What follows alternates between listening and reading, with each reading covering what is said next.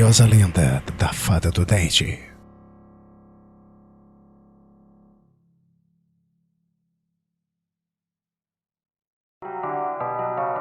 A Fada do Dente perde apenas para o Papai Noel em popularidade entre as crianças americanas.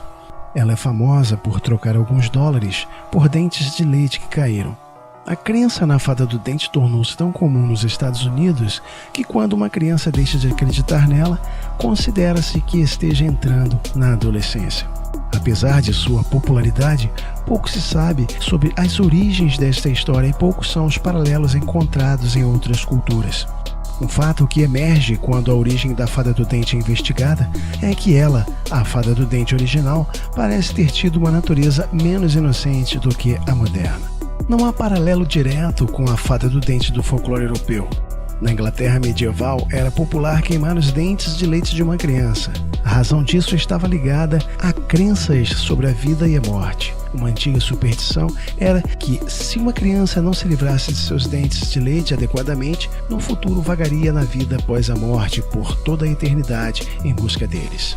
Em outras partes da Europa, as crianças eram encorajadas a oferecer seus dentes aos animais, geralmente a camundongos, ou jogá-los ao ar.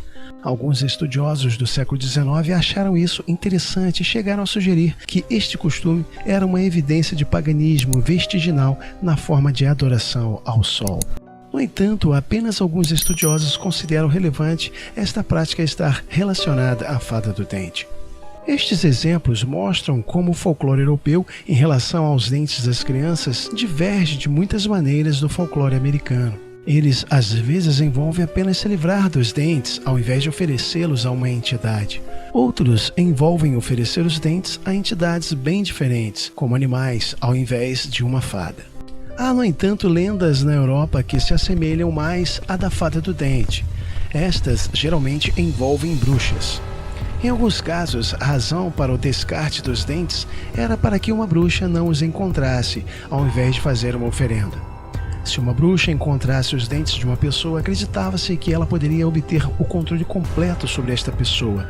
Existem, no entanto, algumas lendas europeias que se assemelham à da Fada do Dente americana.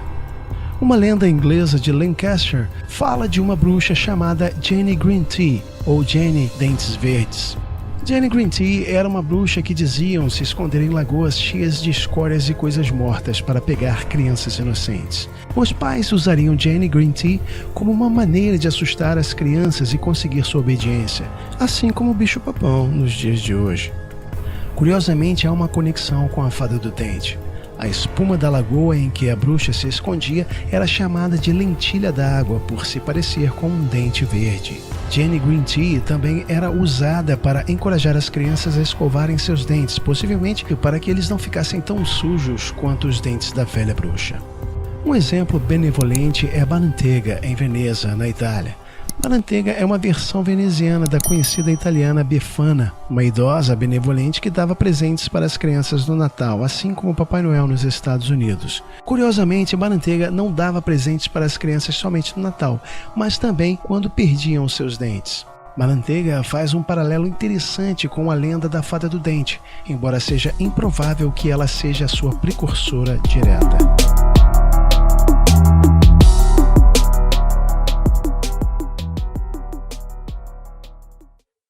Os rituais associados à Fada do Dente nos Estados Unidos também têm uma estranha semelhança com os rituais usados para proteger as crianças de ladrões sobrenaturais, como trolls e bruxas na Europa. Histórias sobre crianças humanas sendo arrancadas de seus berços por trolls ou bruxas e substituídas por um troll que mudava de forma, se tornando um bebê humano, são comuns no folclore europeu, mas há também paralelos a essas histórias em culturas não europeias.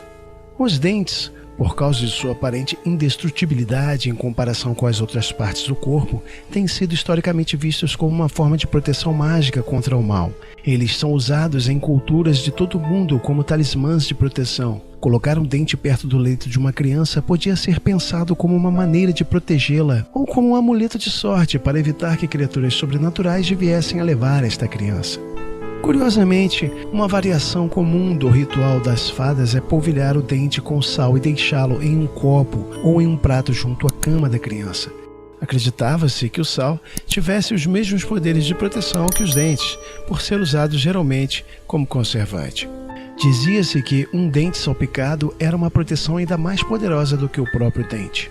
Outro ritual interessante da fada dos dentes, que se assemelha a esses costumes para afastar as fadas do mal, era o de colocar o dente debaixo de um travesseiro. Isso também serviria como proteção contra as ameaças do mundo natural.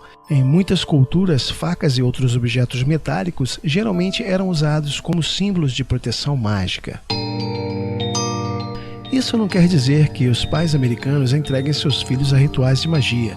Eles estão apenas protegendo ou tentando proteger seus filhos de algum mal.